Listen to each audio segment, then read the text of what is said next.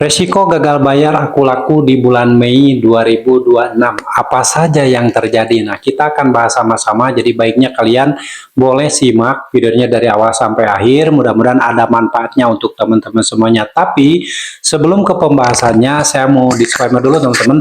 Saya membuat video ini bertujuan hanya untuk mengedukasi tentang bahaya pinjol. Saya tidak pernah membuat grup apapun, tidak pernah tergabung dengan grup manapun, dan saya juga tidak pernah menyediakan jasa apapun. Jadi waspada kalau misalkan kalian menemukan cuplikan foto atau video saya yang disalahgunakan di luaran sana, itu dilakukan oleh oknum yang tidak bertanggung jawab. Oke, dan jangan sampai kalian jadi korban penipuan. Oke, mengenai gagal bayar di Aku Laku. Nah, kalian mungkin ada yang sudah tahu, Aku Laku ini merupakan pinjol besar, izinnya setingkat multi finance, dan pasti banyak yang sudah tahu Aku Laku ini nasabahnya sangat banyak sekali. Ya, baik di negeri kita atau di negeri tetangga. Jadi mungkin tidak asing lagi ya kalau kalian menggunakan Aku Laku. Bahkan mungkin di HP kalian saat ini ada aplikasi Aku Laku ya. Coba, bener nggak? Tuliskan di kolom komentar.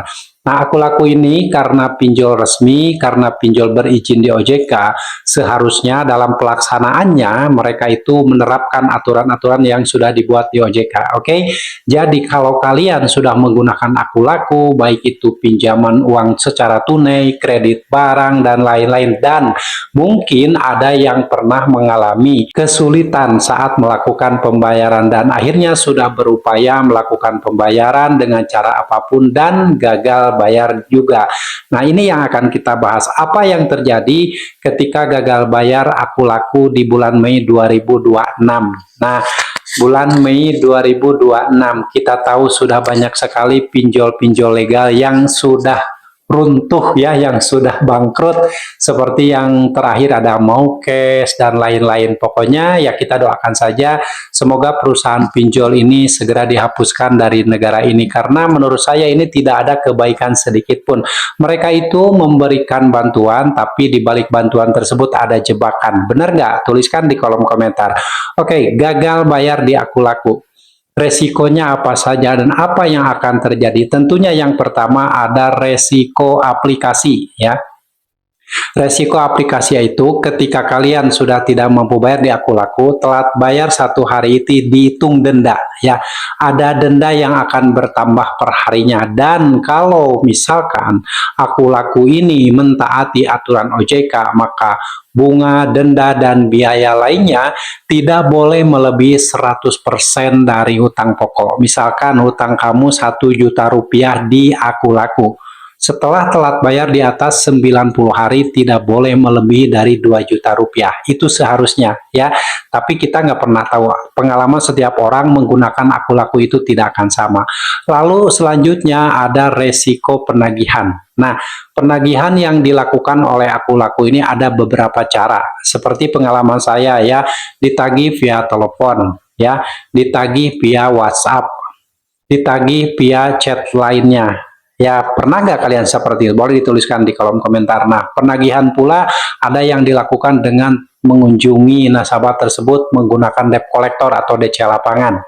Siapa yang pernah mengalami dikunjungi oleh DC lapangan Aku Laku, boleh dituliskan di kolom komentar apa pengalaman kalian, apa yang terjadi, dan apa perasaan kalian.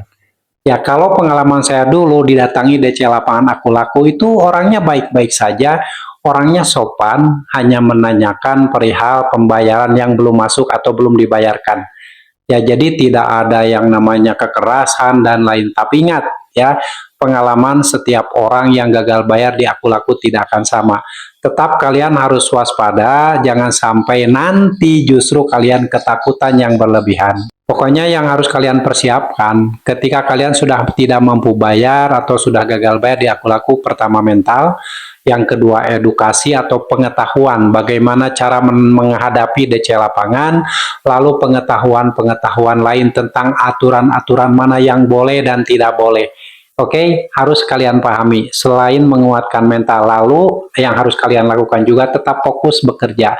Tetap fokus nyari nafkah. Jangan sampai karena takut, karena panik, karena bingung kalian sampai berhenti bekerja.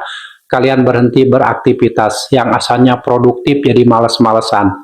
Karena apa? Hidup harus terus berjalan. Oke, tetap mencari nafkah, tetap bekerja, tetap produktif, cari peluang rezeki yang bisa menambah penghasilan kalian. Minimal kalian tetap bisa bertahan hidup, walaupun mungkin sampai saat ini kalian belum bisa atau tidak bisa melakukan pembayaran di Akulaku. Ingat, hidup kalian lebih penting dari masa depan pinjaman online. Oke teman-teman, itu adalah beberapa resiko yang akan terjadi ketika kalian sudah gagal bayar di Akulaku. Ya, resiko penagihan dan resiko aplikasi. Jadi kalian nggak perlu takut, nggak perlu panik. Sudahlah, hadapi, ikhlaskan, terima dengan legowo. Insya Allah semua akan baik-baik saja, dan jangan lupa kalian untuk meminta bantuan sama Allah agar dibukakan pintu-pintu rezeki yang lain, agar diberikan solusi yang terbaik dari semua permasalahanmu, tentunya dengan jalan Allah. Oke, yang pasti kalian harus tetap semangat. Wassalamualaikum warahmatullahi wabarakatuh.